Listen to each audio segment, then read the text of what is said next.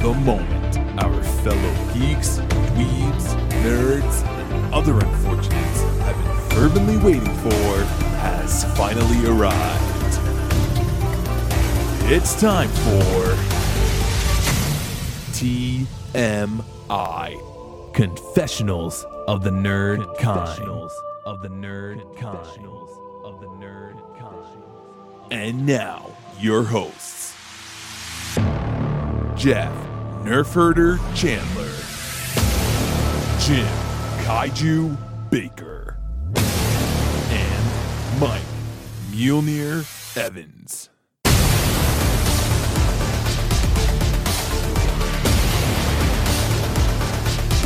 And now, let's get on with the show. Here is TMI. Welcome back, everybody. Hey, big episode. Big episode. Another very special one. My jaws are already hurting. It was such a joy to watch this movie. We are inducting a true classic into the 5-bucket list. And this time around, it's going to be Jaws.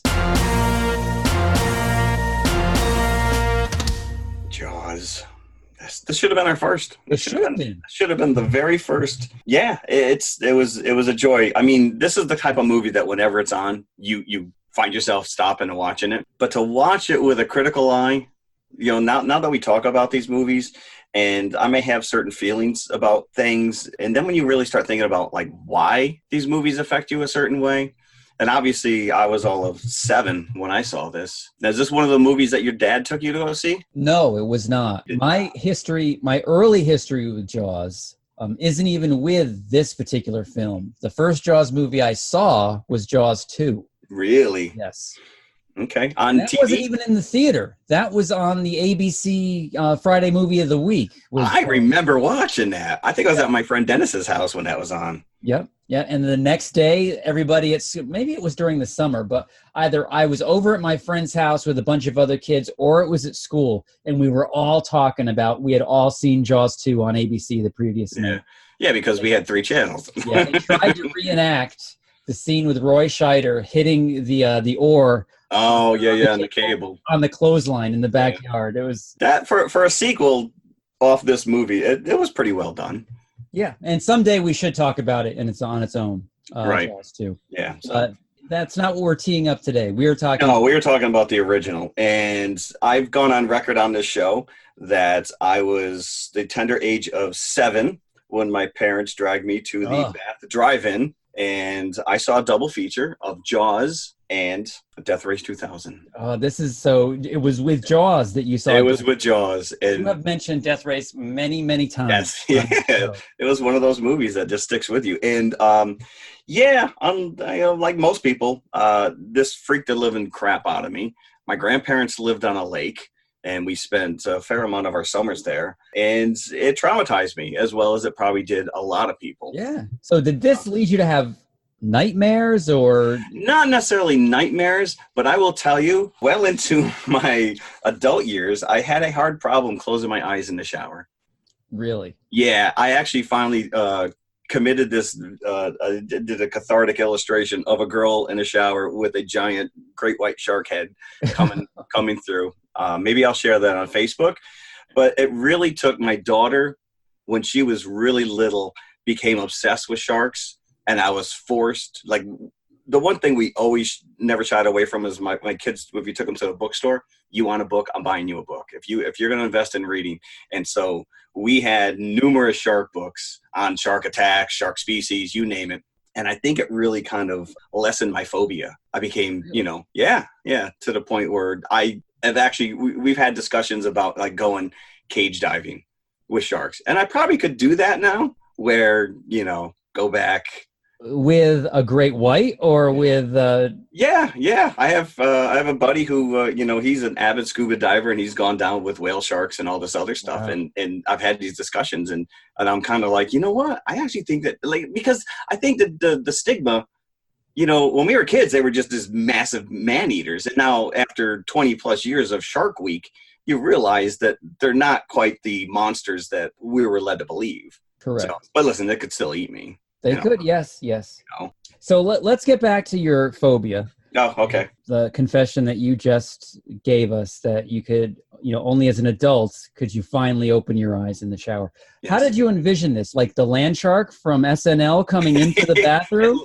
It was very illogical in the sense that candy if I had gun. my head, Yeah. if I was standing in the shower with the shower head behind me, and I closed my eyes, I could envision a shark coming through the wall and biting my head off. Wow. Yeah. Warm water, it wasn't as bad. If it was colder water, then it would induce that phobia. So yeah, it's wow, we really got into TMI territory there because I don't think I've even shared that with my psychiatrist. So you were 7. When you saw this. So this was during its initial run, 1975. Yeah. Correct. Yep. So I would have been 4 during its release. So there's no way that I'm sure my parents saw it when it was out initially. Everybody saw it that year. But I was not part of that viewing. And I remember the Mad Magazine. It wasn't the initial. I think there was a reprint that I got in the late 70s of the Jaws adaptation of Mad Magazine. Okay. And so I knew the story based on that Mad Magazine. That's funny. Then I saw Jaws 2 soon and after. then you got all the jokes after the fact. Yeah, but it's funny because I literally remember the panels in that Mad Magazine, and whenever they would draw Bruce, the shark, they even drew him with the jowls on the side of which we'll bring up. So for what I was surprised, I think as I got older, that real sharks didn't have that. Didn't have jowls. Yeah. So yeah, let's get into it here. This is. I mean, I'm sure there's probably someone out here listening right now who's never seen this movie. Very possible, because I know we have a lot of younger listeners, and a lot of my younger family members, nieces, nephews, I know have never seen this. If we bring anything into the world, it's hopefully to get people that haven't seen some of these movies that we talk about out there looking for them, because it'll just make your life better. Believe me. Yeah, I shared this with my kids. Unfortunately, we were on vacation on Long Beach Island. Oh. And it was on TV. How did they see it? Was it on the TV? It was on TV. It was on one of the page channels or whatever. And most of the adults had gone to Atlantic City to go gambling. And I stayed home with the kids. And it was on, and we all watched it. So, but I don't think anybody else was freaked out by it. I think they kind of, it did stop them from going in the ocean. Yeah. It stops me from going to the ocean. I don't like going into the ocean. Yeah, because again, now I just become part of the food chain. I know I could go in a lake now and know that I may get bit by a mad bass or something, but that's about it. After I saw Jaws 2, it was the same effect. It was every time you would go in the water, that's what you would think of. I would be in the water, like in a lake or in a swimming pool, not so much. But if you're in the ocean or in a lake or something, I would always envision some Leviathan like coming out of the water, because that's part of the allure of this movie, is what you can't see. What your imagination tells you is just under the surface. That's all by accident, because it's by necessity. It's real. Well, by necessity, yes. This, for all intents and purposes, this movie should not work at all. When you start digging through and you realize the issues and the troubles and the production nightmares that they dealt with to get this movie made, it should not work at all. And yet it's brilliant in the way that he's, and he was 28 years old. Spielberg was 28 years old when he filmed this. Imagine being in charge of a multi-billion-dollar movie. Yeah. Well, I mean, he had issues. He was puking his guts out every morning. And do you hear the story that he would sleep with celery stalks in his pillowcase to help him sleep? No. Like, what does that do for you? I don't know. I've heard that story a number of times, but I don't know, like, is it a wives' tale? But yeah, I guess that's what he would do. He was just nerve-wracked the entire time. Oh, so it's some kind of an old, like, Xanax kind of remedy? I guess. I don't know. It just doesn't make any sense to me, but that's the story. Yeah. So, and can you imagine a crew, a seasoned movie crew, taking a 28-year-old director seriously? So that has to have some challenges in itself. No. But so let's get into it, because this has a very storied past leading into how Spielberg even got associated with it. It was based on a novel by Peter Benchley, which was his first novel, by the way, and was just for lack of a better terms, a monster runaway hit.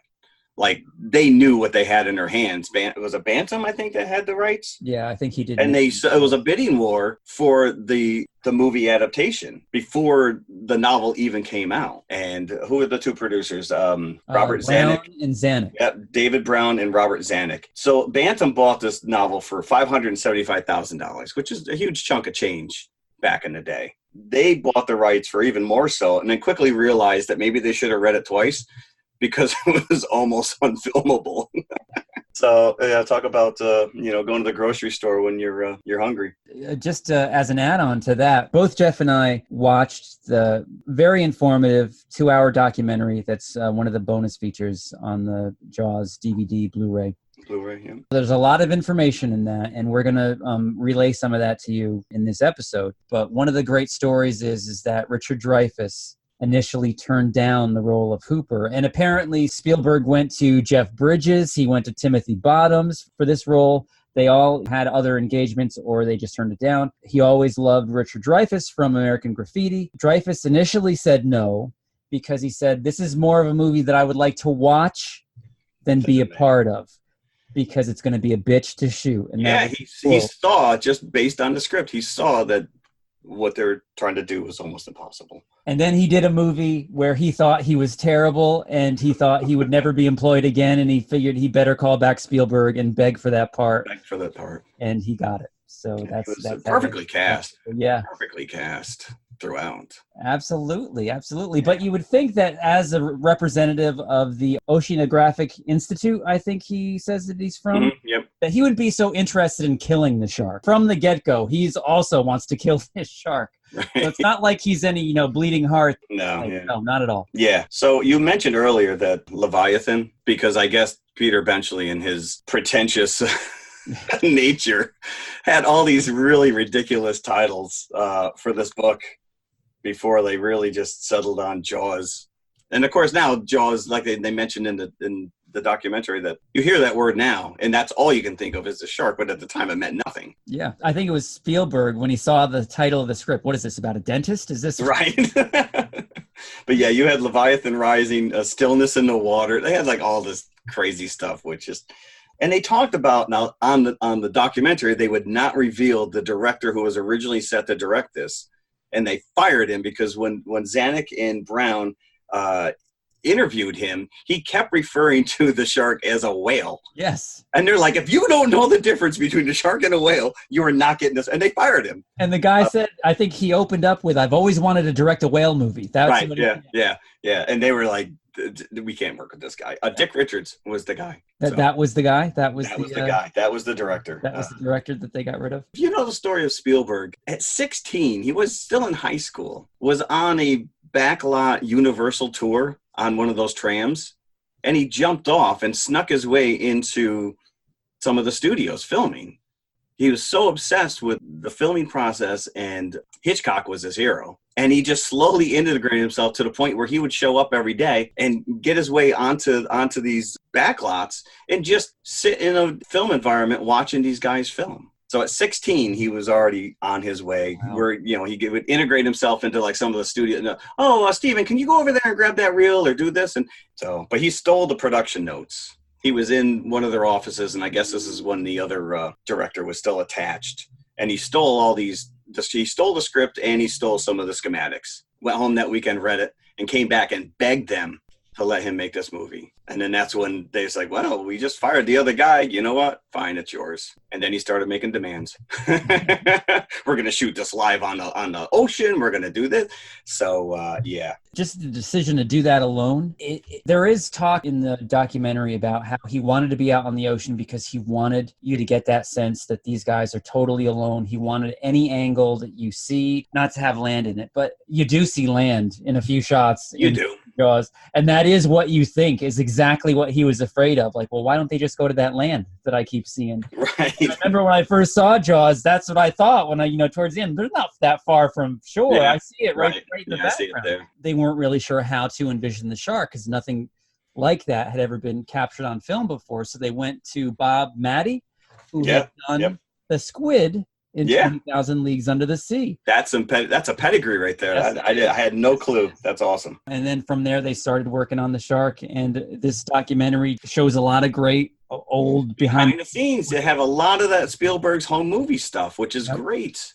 So it's revealed that they have a left side shark and a right side shark, a shark for close-ups, from front view close-ups, and then they made just a fin and a back fin and with no body beneath it so they could kind of trail that through the water. And again, the left side and right side were so that they could cut holes on the opposite side of the shark to have access to the mechanics, which kept breaking down because of the salt water. Yeah, because they never tested them in the salt water. Yeah. Genius. And I guess Spielberg even said, "Oh, and they work well in the water." And the guy's like, "Yeah, they work great." So yeah, unfortunately, I had a novel. It was a paperback novel called The Jaws Log, and it was somebody who I guess was on set at the time, and they had just written. I've had this book for years, and there was a 2-page picture of a guy in the front of. You see the 2 fins, and his head sticking out of the water like he's riding on the shark's head, and he's got blood coming out of his mouth, and I'm like, I don't. Like, that's not in the movie. And it took until this documentary to know what that was. Realize where it came from and who that was. Yeah. And I guess Spielberg, when they filmed it, realized it was just way too horrific, even for their tastes. And right. So it was cut. But yeah, and we'll get into that once we start talking about the movie itself. Yeah. Already a horrific scene. Anybody that knows anything about the making of Jaws knows that the shark wasn't performing well, to put it mildly. What is it? Dreyfus? He goes, The shark is not working. The shark is not working. Which, as we were talking about before, not showing the shark out of necessity. I don't know if he realized that while they were making it, that this would work, but it does. Yeah. It completely does. The fact that you hold back, just give a little bits and pieces of it until the reveal at the end, which is really still not that over the top, except for the hero shot of it jumping out of the water. Right. Cracking the orca in half. But so imagine if the shark did work. This would be a completely different movie. It would be a much more monster movie because you would want to show him in every shot. Yeah. And like you said, the suspense, the buildup, and we'll get into it, which is even as much work as he did filming it, the score is what takes us over the top. It absolutely takes it over the top. Yeah. And I can't say enough brilliant things about John Williams. Because the same thing happened with Star Wars. Lucas had a screen with his friends, and they just kind of like met with dead silence. And it wasn't until John Williams put the score in that it just elevates the source material to a whole new level. Music and sound effects, like they inform the audience of what's going to happen, or they try to elicit a certain reaction in you. And you watch enough movies, and you start you see it. The jump scare, and we'll get into the Ben Gardner jump scare. Now, I've seen this movie 100 times. I still jump when that damn head pops out of the hole. Now, I would like to know, how does Jaws behead Ben Gardner and leave his head in the boat? Does he board the boat and bite him in half and then jump off? And then leave his head behind? I think Ben Gardner was murdered. I don't think it was Jaws. It's all a big cover-up. I think we stumbled onto something.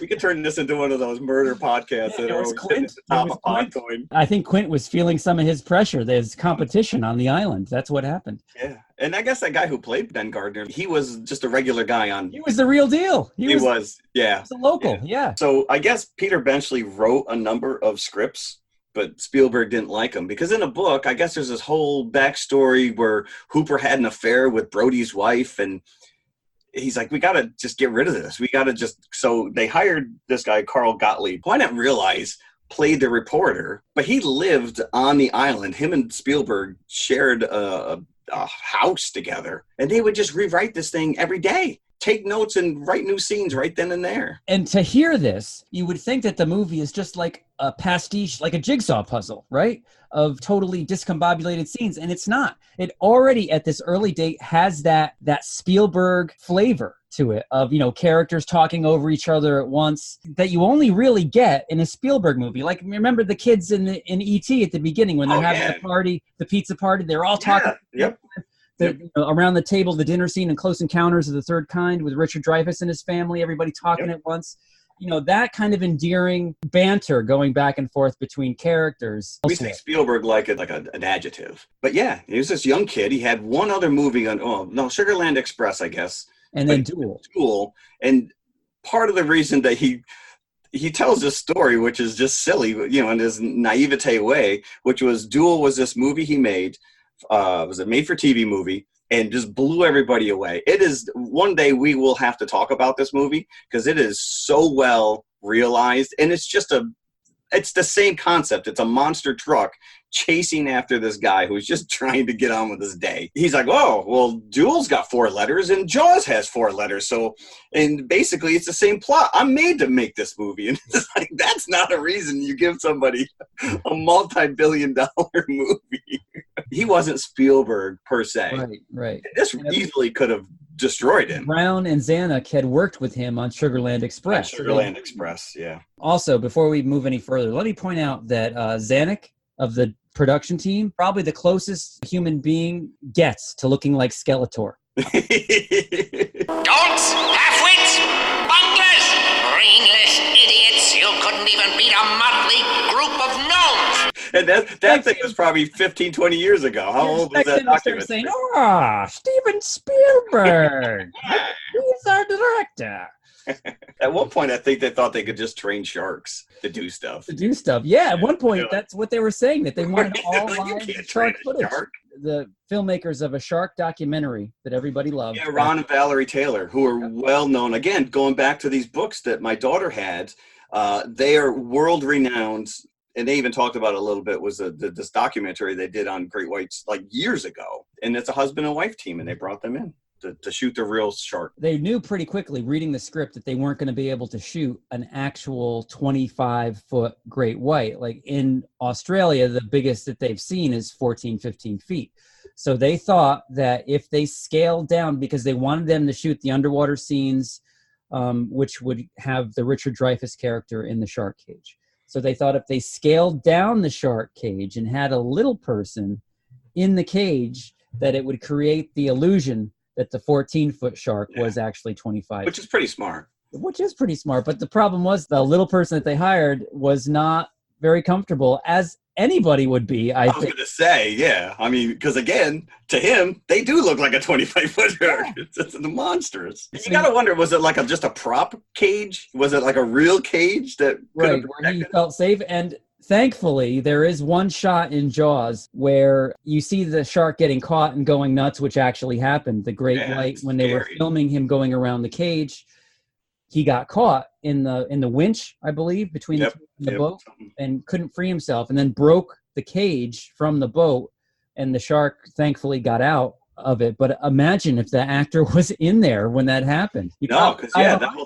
After that scene, when they pulled him out, he ran into the bathroom of the boat and just locked himself there for like 3 hours. He's like, I'm not coming out. I'm good. But so they originally thought that maybe they would get enough footage of real sharks. Right. But then it was obvious that they wouldn't, they needed to film that scene of the shark coming out of the water. And that's what they referenced repeatedly in this documentary. How are we going to have a great white jump out of the water and break this boat in half? That's actually how Roy Scheider got the part, is he overheard them talking about that scene at a party.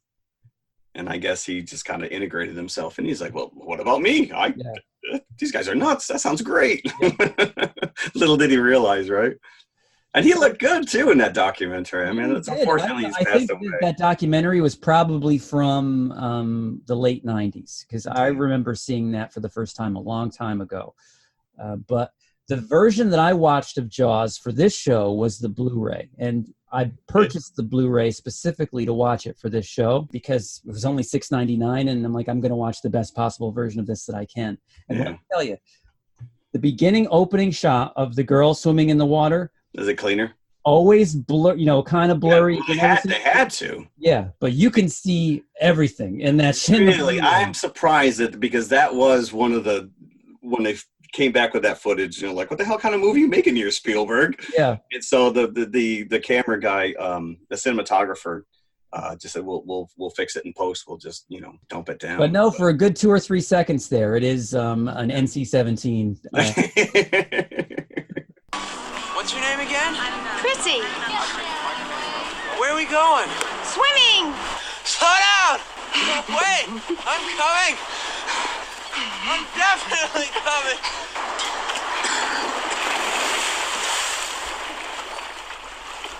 There's some snapper in there. But of course now the 4K is coming out, so 8K. That's when the shark just like Back to the Future 2, the shark will just come out and bite you. I can't handle all this resolution. See, I always was offended by that line in Back to the Future. Oh, the shark still looks fake. I know. I never liked it. It's just a swipe. It's just So not only does holding back the shark really elevate this movie, but the three leads, it really becomes a movie about the relationship between these three guys. You don't realize this, but the entire last half of the movie is them on the orca. Just the three, yeah. It's just the three of them. Yeah. And the relationship that they set up between the three of them in 1 hour is more than most movies can do. It's indelible. It is, like I said, it shouldn't work in any way, shape, or form because the crew wanted to kill him because it just was a nightmare. They went from 60, I think the original shoot was a 65-day schedule, and they went 159 days. The studio wanted to pull it from him. He never left the island because he said, the minute I leave the island, they're not going to let me back on. So crew members... They also said that the special effects guys were saying when the shark started breaking down, well, let us perfect this. Right, they wanted to stop and perfect us. But again, if we stop, then they're not going to let us start again. Yeah, and they threatened a couple times. Zanuck and Brown actually said, "Listen, dude, studio's not too happy with this." He was unproven outside of Duel for a big budget movie, man. Robert Shaw, like I said, we get into the casting but Robert Shaw is just. I mean, I've gone back after this was probably my first exposure to the man. But then you go back and you watch Force 10 from Navarone and some of these other movies. From Russia with Love. The first one won't kill you. Not the second. Not even the third. Not till you crawl over here and you kiss my foot. From Russia with Love. But again, I probably wasn't, I wasn't a huge, not only was I not a huge James Bond fan, probably Moonraker was like my first foray. Oh yeah, mine too. He didn't necessarily always make the connection, like it's a guy from Jaws. So, but apparently he was drunk pretty much the entire shoot. But I think that adds to the character. It does. And apparently Richard Dreyfuss had some issues with he was a bully. We talked about the documentary, and he really kind of sugarcoated his relationship with him because from what I understand, Shaw was very antagonistic, and he was a little bit like a shark. If he smelt like any kind of fear or unsettledness, like he would just go in, and they had a very contentious relationship shooting this. And I guess it was only years later when Dreyfuss, after Shaw had passed away and Dreyfuss was introduced to Shaw's granddaughter. And he said, I just want to tell you that my time with him was really rough, but I've learned to appreciate the man and the genius that he was. So, but I guess during filming, it was a little dicey. Full throttle! Don't have to take this abuse much longer. Which I guess adds to the relationship because they weren't supposed to like each other anyway. No, they weren't. They were kind of adversarial, and he was a bit of a dick. And at the end, Quint does learn to appreciate Hooper. So hopefully the real life relationship ended in the same way. Right. One would hope, anyway. Yeah. The introduction of the Quint character, just running his fingernails across the blackboard. That very Spielbergian scene, everybody talking at once over each other about what they're going to do about the shark. Quint scraping down the blackboard to stop everybody's conversation. He's got that nice little droid of the shark. You all know me. Know how I earn a living. I'll catch this bird for you, but it ain't going to be easy. Bad fish. Not like going down the pond chasing bluegills or tommycods. So you up, beat your hole. Then you've got that. I always wondered about that little man that was with him, and you do see a little bit more of him in the outtakes of his. Oh yes, that guy. Yes, the dog. But I always envision him with the dog collar on, like it's that's his true pet that he's walking around. Yeah. Oh my gosh. So you mentioned the introduction. You know the story of how Quint was originally supposed to be introduced. Well, Spielberg had actually written his own version of the script.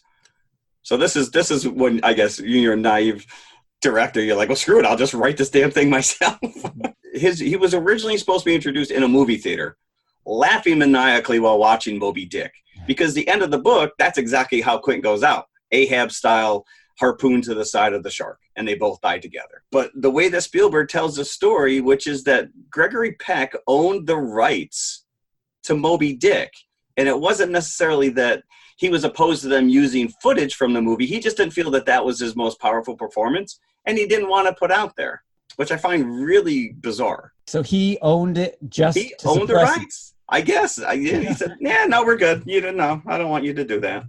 So it wasn't like he was like, "No, you're not using my movie." It was like, I'm not really that proud of that, so I don't want to like. Yeah, that's why I bought it, because I don't want it to get out there anymore. Maybe that's why Bill Cosby bought all those little rascals. Yeah. That's how the story goes. You know, like you said, you don't see the shark. You get the impression of him.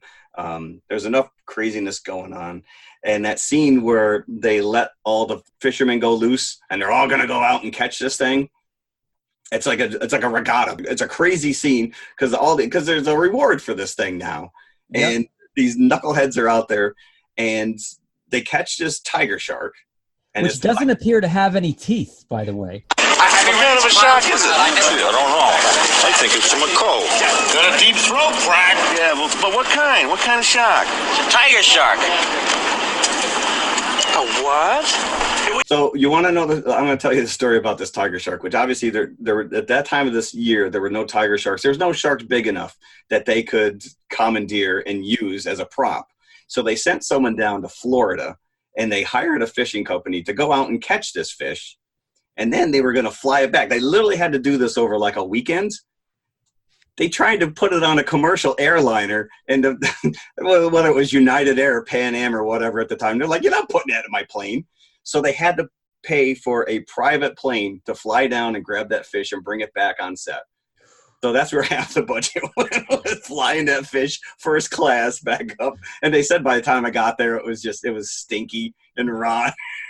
So just film this thing and throw it away. I wonder if did they use the same fish for when they have to do the autopsy? I don't know. No, because I think that was a different. No, it must have been. It was. That's pretty good acting on Dreyfuss's part of trying to mime a bad smell, because for all intents, you think that he is actually cutting that thing. Yeah. That's actually one thing I don't know if that was a prop or if that was a real fish, because they would have had to put that stuff in there. Yeah, they would have. Yeah. Right. So yeah, I thought that was funny that the dead tiger shark got his own. And you know what? Another nice little touch is of course the main conflict in the beginning, the first hour of the movie, is Chief Brody and the officials. He wants to close the beaches, and they don't want to close the beaches. There's one scene after, I think they're discussing the girl that they find washed up on the beach, and the coroner recants what he first said, and he says, "Oh yeah, it's a boating accident. I looked at it again, it's a boating accident." And the very next scene is Roy Scheider says to the mayor, "Well, you're lining them up for a smorgasbord." And the next scene is you see a very big woman walking into the I would have loved to have seen that scene with an audience, because it's probably just like an uproar. Funny. So right, you mentioned the Kentner boy gets it, I think. That's horrific. Yeah. That scene is horrific. But you mentioned the opening scene, that lady, the actress Susan Backliney, like she still does these conventions and she signs movie posters or whatever. But you brought up 1941. Another Spielberg movie. Yes. Doesn't she play herself? Doesn't she do like a little spoof at the beginning? Exact setup. Right. Looks like it's the same stretch of beach, actually, that she runs down. Right. And you're like, what movie am I watching here? 40s finery instead of 70s like hippie gear. Right. And sheds naked and then runs into the water, and then the submarine comes out instead of the shark. So that's kind of a funny little nod. You also mentioned Kittner. So the actress who plays Mrs. Kittner, still lives on Martha's Vineyard. And if you go up to her, she will kindly slap you in the face like she did Brody. Really? Because I do that for the fans. Yeah, that's the coolest thing ever. Does she charge for it? I don't know if she charges. She probably just gets pleasure in smacking people in the face. And people are probably lined up. So I thought that was a cool little story. Yeah. When I was younger watching it, I always hated that character. Of course. But, now as a parent, yeah, sympathize with there was a right, but I mean, obviously he was stymied in his. He wasn't allowed to. Another great early scene in this is the scene with the two guys on the dock with the sun. Oh, right, taking out. Yeah, and that brilliant thing again for necessity. They didn't show the shark, but instead they showed the dock going out and then coming back after the scarier. Guy. And it is still, that is probably the tensest moment in the movie for me. I know how it ends. I know the guy doesn't get caught, but every time I watch it, it's tense. for the love of God, Bob, don't turn around. Just keep swimming, or whatever that line was. But yeah, oof. And I think the same thing holds true with those yellow barrels, which was all out of necessity. They just had to do something. And bringing those barrels in, you get your shark without seeing the shark. Now, being ignorant about, sharking, as Quint puts it. I wonder if that's how you really do it. That was written into the script, or that was just brought in because they couldn't show the shark. Well, I don't know, because you would have foresight enough to have them on the boat when you left, right? So, and what other purpose would those barrels be there for? Yeah. So I would think that, I don't know, but yeah, and that's intense. That's like a Nantucket sleigh ride.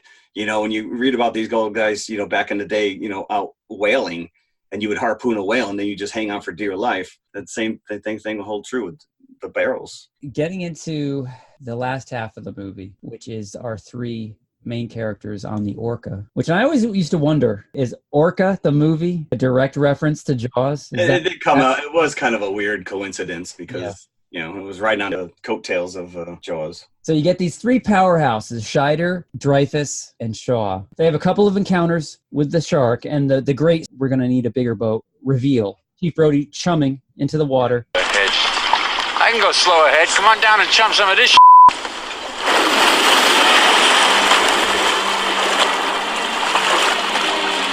You're going to need a bigger boat.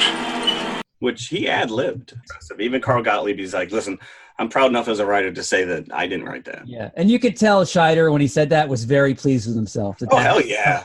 Because it's become part of the lexicon. I mean, you say that, everybody, even if you've never seen Jaws, you know what you're referencing. But that is probably the biggest shock moment, like jump out of your seat moment, when the shark comes right out of the water. And you're not expecting it because he's given like a tongue-in-cheek comedic line, come shovel some of this ish. Right. Yeah. Bam, the shark comes right out of the water. And it's one of the best scenes in the movie. Even like the other one, I still kind of cringe because I know it's coming. I'm waiting for it. Oh, there it is.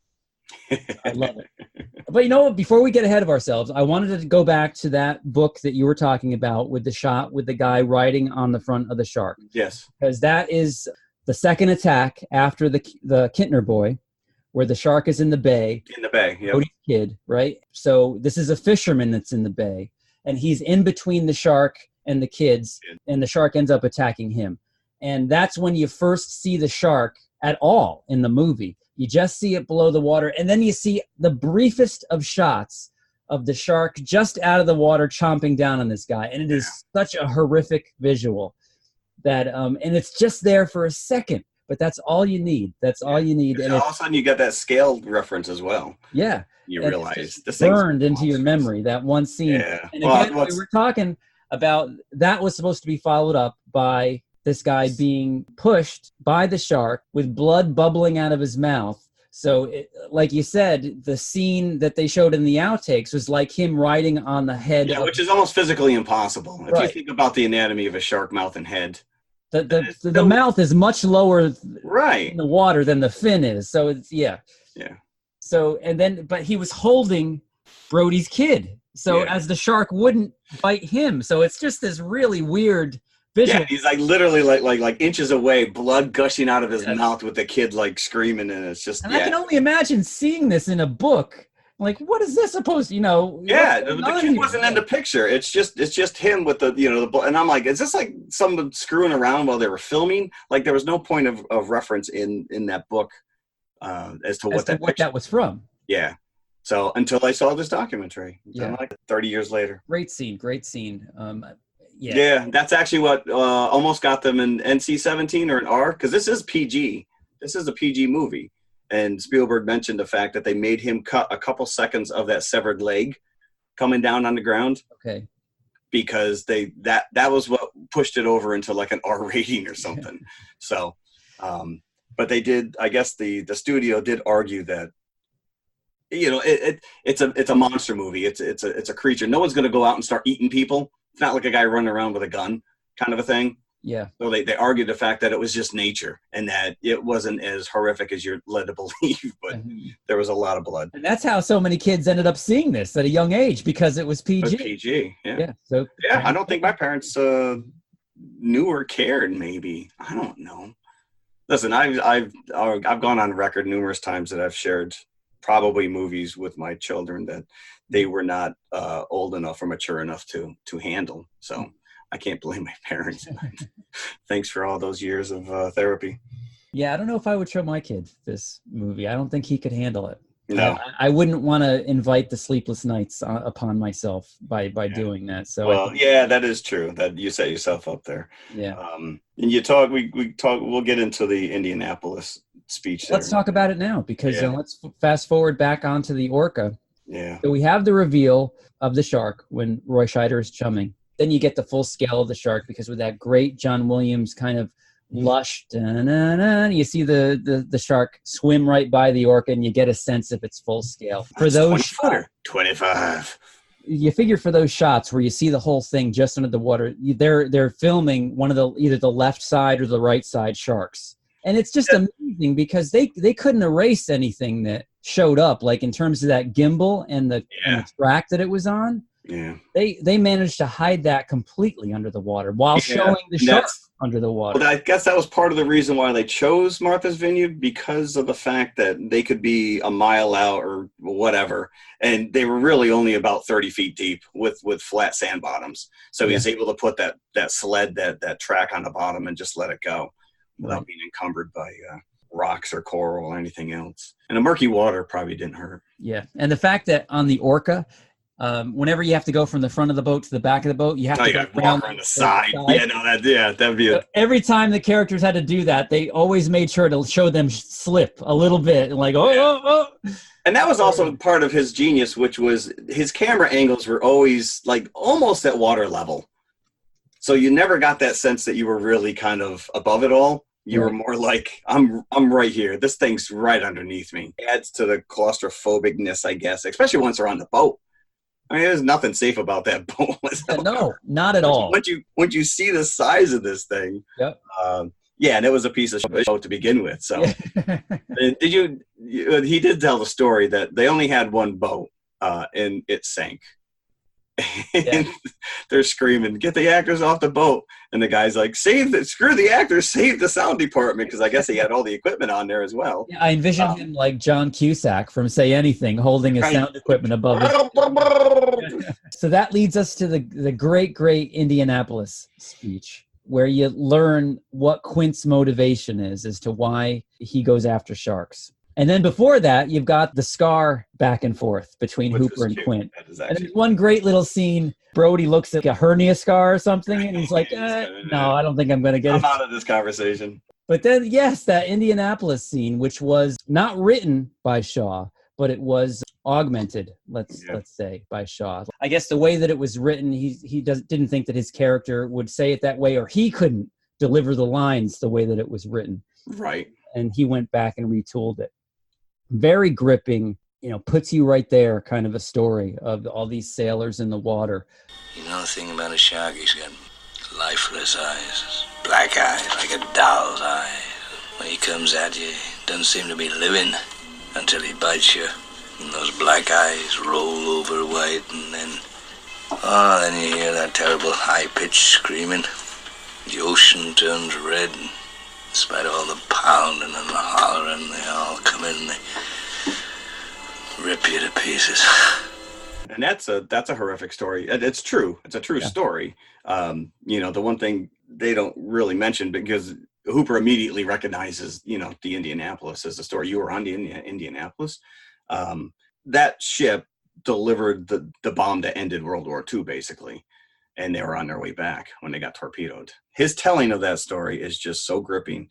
And he is just so salty in his delivery of not only this speech, but every line that he reads, Robert Shaw, that you lose some of what he says, because he's kind of got that Popeye-like growl. Yeah, he does kind of chew on his words a little bit. So it's very beneficial, actually, to watch this with the subtitles on, because you still do that? Yeah, nice. I still do it. And then ends immediately with the shark hammering the boat, and then you realize really how vulnerable the orca is out there in the water with this giant thing swimming around it. So I think from that point on, you realize that the shark is going to win at some point. The boat's going to go down, and then going from there, let's talk about Bruce himself. And I know Roy Scheider is very insulted that people call him Bruce. I think this was Spielberg's lawyer. It was named after his lawyer. Yeah. And he was proud of the fact that he named it Bruce. And obviously, even look at Finding Nemo. What's the shark's name? Yeah. So it is out there as well. In some scenes, Bruce does show his limitations. We were talking about his jowls before. Hey, get in my mouth. It's like Ralph Cramden of Sharks. It's one of these days, Brody. To the moon. They did refer to it as a great white turd. I would assume that the jowls are there to hide the mechanics of the mouth opening and closing. I guess that, it would have to be. They never really explained it, but again, that documentary was great because it showed so much of that behind the scenes of them building those sharks. And we actually brought this up on our news recently that there's one remaining shark that was just donated to the the Motion Picture Museum that's opening in California. And Greg Nicotero of Walking Dead fame is helping to restore it. Oh, so nice. Yeah. So to walk into somewhere and to be face to face with the life-size shark, film-used shark, is got to be pretty impressive. So sad that place is not going to be ready when I go to California next month. I would love it. Yeah. I would love it. Yep. So there is a rumored story that at one point Spielberg snuck George Lucas in to go look at the shark, and they broke it because they were playing around and oh, really? Had Lucas stick his head in his mouth, and it got stuck. And he's like, "All right, it's not funny, Steven. Let me out." He goes, "No, I can't get it to work."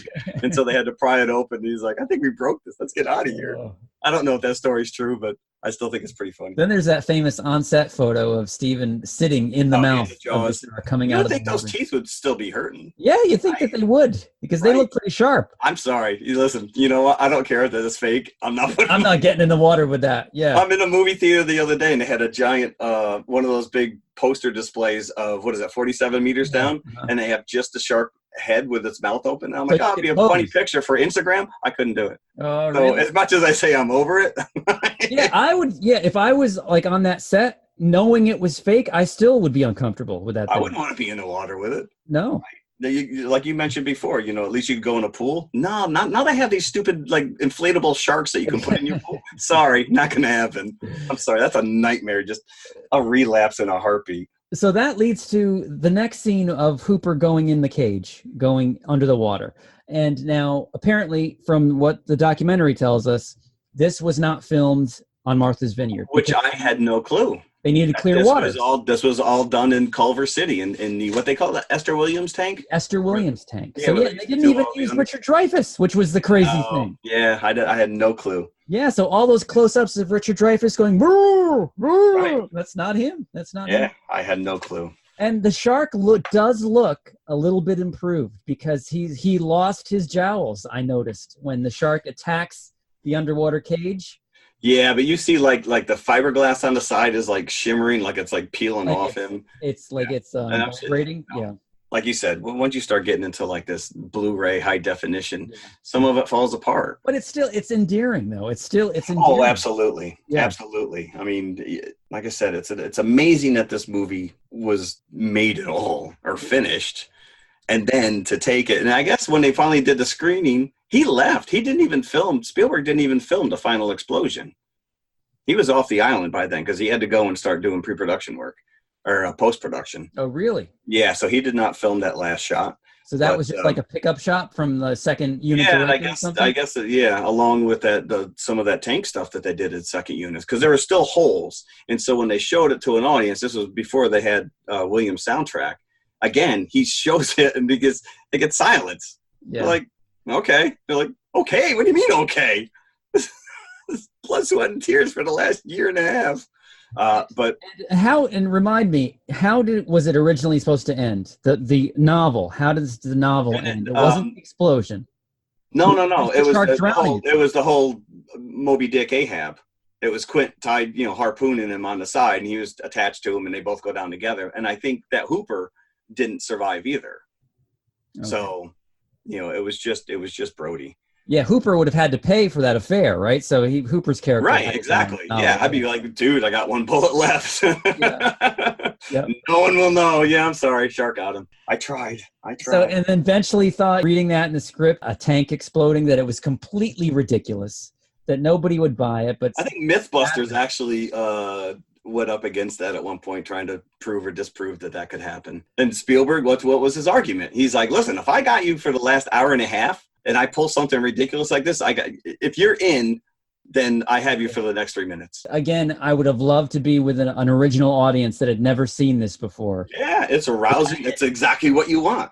Yeah, that's like an on your feet kind of, after all this tension, it's done, and in the most explosive way possible. Yeah, absolutely. It's the only way you can. Cathartic. It's cathartic for an audience.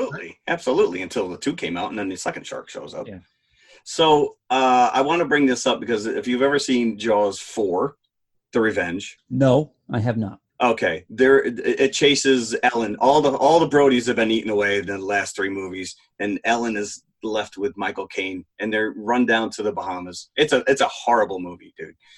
But there is a scene where the shark comes completely out of the water and roars like a and you're like, this is the most stupidest thing. But it has its basis in this movie because Spielberg points out that in Duel, when the truck goes over the cliff, he uses a movie, it's like a clip from a dinosaur movie of a dinosaur roaring, and he uses that to kind of embody the truck with some kind of anthropomorphic, personality. And he used that as the shark is going down. He brings that motif back in here, and you have that slow. It's very hard to see or hear, and only when he pointed it out, the very few last seconds of that shot. Yeah, and if he didn't point it out, I never would have known it. So that stupid, horrible, over-the-top scene in Jaws 4 actually has its genesis in this movie. The legit. So that's like a callback to this behind-the-scenes kind of story of it's crazy. Duel. And I'm like, okay, it works. But not in 4. And we didn't talk yet about the actual scene of Quint getting bitten. No, that I can't imagine filming that, to be honest with you. The only scene that does not really hold up is when the shark comes out of the water and lands on the boat. I think maybe they could have gone for the less is more. And right. Yeah, because he got the boat sunken a little already, and then just have him come up on, rather than.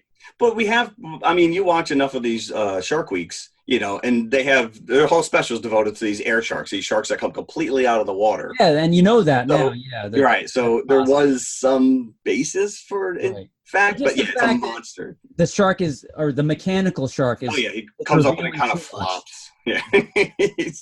How many takes do you think that took? Who knows? But let's talk about Quint getting bitten and then taken into the water.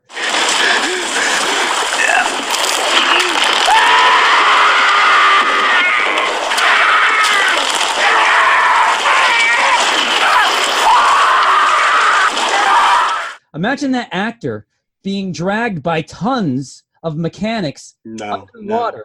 Yeah. How do they get that guy out? He's in the mouth of the shark. It's right.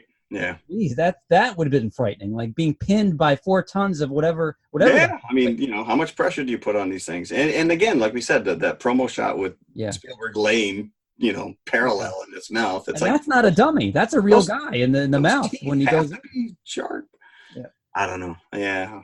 Horrific. I would have passed on that. Yeah, I would have fought really hard to have the harpoon scene put back in. Just tie me to the side of it, please. No, I don't want to go in his mouth. I'll pass. So. And then Roy Scheider, of course, the hero shot when he blows up the shark. Very, very similar. Jaws 2. It's like he's in the same position at the end where the shark's right at water level. Yep. Smile, you son of a bitch. But like you said, it's very cathartic. It is. And Hooper's just, I think I'll stay down here till they kill him. No, it was pretty convenient. Yeah. And they had to rewrite his scene a little bit because the footage that Ron and Valerie Taylor got of the shark the real shark attacking the tank didn't have anybody in it. So they had to rework that scene a little bit to make sure that get him out. Was out of the cage so that, continuity wise, it made sense. Right. They didn't have the ability back then to CG some person in there. after the fact. Yeah. Yeah, and I mentioned it before, which is John Williams' score. The famous story goes that when he played those 2 notes for Spielberg, he laughed at him because he was just like, "You're joking, right?" It was too simple. Yeah. It was like too simple. Yeah. And it just, again, you've never seen Jaws, but you know that. And listening to Williams talk it out, that this motif can carry, it can be faster, it can be slower, it can inform the audience exactly what the shark's intent is. And the one thing I thought was interesting is that they never played it as a red herring. Like the scene where you see the fin go through the swimmers. Yeah, it turns out a bunch of kids. They're not playing it. So they're not playing it, manipulate you. They are straight up saying, here's whenever you hear this, this thing's around. Yeah. And the brilliant thing, as you just alluded to, was the faster the theme gets, the closer you're getting to the actual attack. Yeah. Until it's a frenzy, and then the attack comes. So the lack of the shark visually is replaced by this music, which is just absolutely brilliant. You still have a character. He's still there. Yeah. Matter of fact, I think The Far Side, Gary Larson did one, and the sharks are at the beach, and he goes, "There's that music again," or "Why am I running away when we get close?" or something like that. And it's like, yeah, you got a soundtrack, dude. Wonderful movie. It is. Probably the first time I saw it, you did share your drive-in story. Again, I saw Jaws 2 first. I saw Jaws probably on HBO not long after I saw Jaws 2. Yeah. And loved it, of course. As probably a 10 or 11-year-old or however old I was when I first saw it. I remember some merchandising. I want to bring that up too, because I had a couple things, which is weird that we had like Jaws merchandise. But go ahead. It was. There was a game. Even though I didn't see Jaws originally, I had the game, which was a plastic shark, and due to rubber bands in the mouth or whatever, you would fish junk and garbage out of its mouth. And as soon as you got enough out, the jaws, the mouth would close. Yep. And if the mouth closed on you, then you lost the game. If you took turns fishing out of it. And so it was an official, I remember the box. It was an officially licensed Jaws game. And if I had that, I'd probably be about $200 richer right now from eBay. Well, can I share the story with you, which I also had that toy? Yeah. And a couple of years ago, I was interviewing. Now, that was created by Ideal. They no longer exist. They've been bought out by another toy company. That Jaws game is still available, but they rebranded it. It is called Sharky's Diner. Yes. Same mold, shark mold. But when I interviewed with this toy company and they were talking about rebranding all of their existing, and they had that in their library on the wall, and I was absolutely gravitated to that box because you're right. It still has the iconic poster art on it. And it wasn't even like back in those days, the artwork was printed like on a label and then stuck on the side of the white box. It wasn't even like printed. So it was like full color. And the other thing I had, which was a 3D model of the shark's head coming out of the water. And then there was like a flat black backboard that had Brody on the mast. So it was kind of like, Brody's on the mast behind it. You could paint it. And then the platform was like the water with the shark head coming out. And I had that model. Nice. And that was pretty good. But yeah, it wasn't like there was a ton of merchandising. Of course, you had, after the movie came out, the Peter Benchley novel was rebranded with the poster art. No, actually, the poster art came from the paperback novel. That artwork was created by Roger Castle for the paperback novel, and they repurposed it for the movie poster. The actual photo that they used in the movie poster was on the paperback novel first? Yes. Yeah. Really? I thought it was the other way around. No, he actually had a model or something in-house for something else, and he had her lay on a stool for half an hour, and he sketched her out swimming, and that's where he took the original hardcover novel, which was behind Peter Benchley during that. It's a much more simplistic version of that. It's very iconic. I mean, again, it's just the shark head coming straight up with a girl swimming, but it was like the shark had no teeth. You couldn't even see eyes on it. The original hardcover version. Yeah. Yeah, because they show it in the documentary. It's just like a circle with another circle, you know. Yeah, basically. Like we all drew it when we were kids. Yep. And I'm pretty sure I drew that numerous times. One of the things that Spielberg walked away, he took Bedgarter's head, the prop, and he had it in his office for years, and it disappeared. And then as the story goes, a couple years ago, he's watching TV, and there it is in the governor's fish tanks full of zombie heads on The Walking Dead. Really? Yep. Now, I don't know if they can prove that it was the exact head or if it was a replica that someone had. Nicotero did a replica of it or something? Ben Gardner's head is floating in there. Wow. Yep. How crazy is that? That is crazy. So, I thought that was pretty cool. I would be remiss if I did not bring up the Jaws ride at Universal. Yes. I scalded my leg on that ride. Every time I visited Universal, that was my first destination. Go right through the park, past the Terminator movie, past the Men in Black ride, past every other ride that many people think are superior, and go right to that Jaws ride. And I would ride it multiple times, whatever day that I was at Universal. Just that you would get this. Whenever you would go into this thing, it would be like Amity Tours, right? And you'd have a tour guide, much like on the Jungle Cruise in Disney World, where he's cracking jokes. And there's like a little model village of Amity. You see some of the same houses from the movie that are like little in miniature scale along either side of this pond of water. And it's kind of a circular ride that brings you around or through a boathouse to an area that can't see from the actual park itself. And then it brings you back around to the front of the ride where the shark attacks you at multiple points and comes out of the water. At one point there's an explosion. I think, Jeff, that's where you got your leg scalded. Yeah. Right? People would laugh at me, but that ride terrified me every time. I would close my eyes at points because I knew the shark was coming out of the water. Terrified being on that ride, just being on a boat alongside this fake thing that was there. I couldn't imagine being in the water with this thing. All you had to know was that you could outswim those other people. That's all that matters. Yeah, that's true. That's true. Yeah. So I hit it. It was 1990 out in California. Okay. Yeah. Now, two different versions, because there's the Jaws that's on the regular Universal tour. You go through a Jaws portion when you're on that tram. No, this way you were on you weren't on a tram. You were on like a boat, like a. Oh, you were on a boat, so they had their own ride. Okay. Yeah. But I know that there is a Jaws portion of the tram tour as well. Gotcha. In California, but that's not in Florida. Sadly, the Jaws ride was retired to make way for Diagon Alley, the Harry Potter. Curse you, Harry Potter.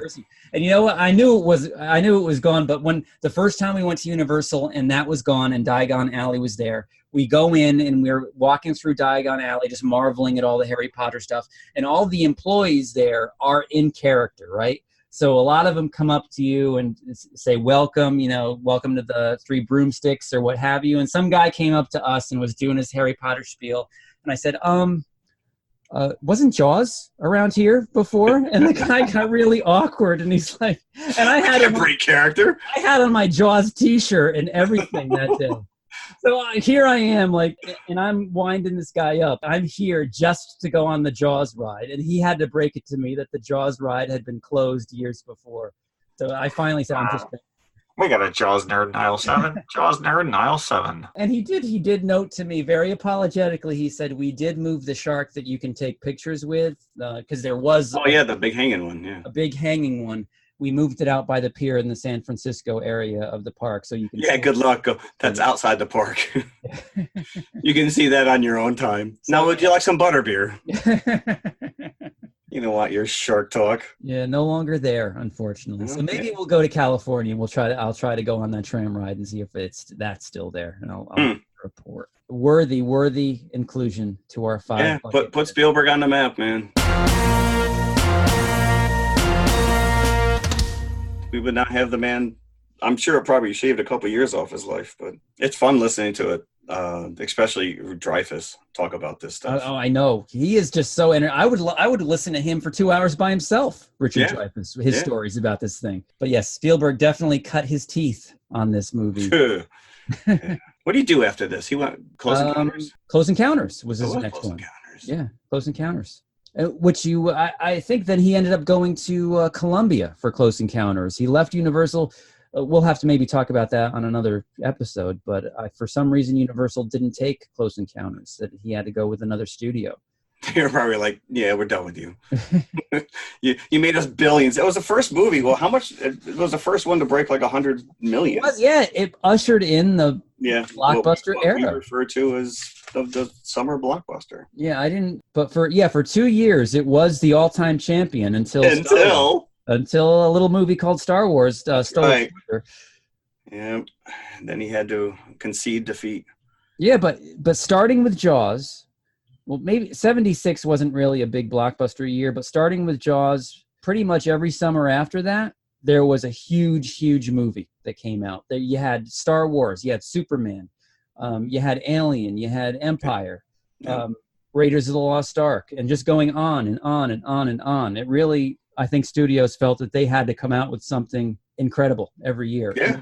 And we benefited from that, as hell yeah. that era. Yeah. The golden age for us. It completely was. Whether we saw it in the theater or not, or drive-in in that matter. I'm dying to pull up the box office figures for Jaws, and I'm looking at that right now. 470 million. It raked in, and it was made for a budget of $9 million. $9 million. That's it, and that's probably all the over budget too. Yeah.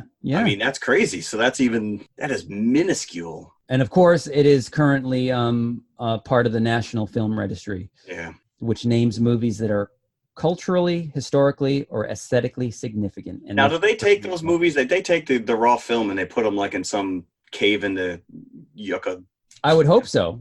There is a cave somewhere of all these films. We get hit by an asteroid, the movies will survive. Yeah. So when the aliens come down and they watch us, they're like, "What the hell are these people doing?" Yeah.